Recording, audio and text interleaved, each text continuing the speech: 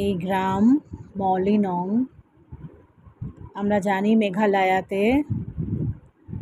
আমরা গিয়েছিলাম আজ থেকে 10-12 বছর আগে। অসম্ভব সুন্দর সময় কাটিয়েছিলাম।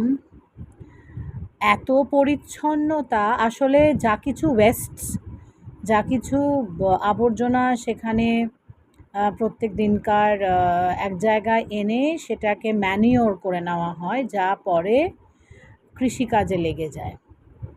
অসম্ভব পরিষ্কার পরিচ্ছন্ন, খুঁজে পেতে একটা ময়লা বের করতে পারলাম না।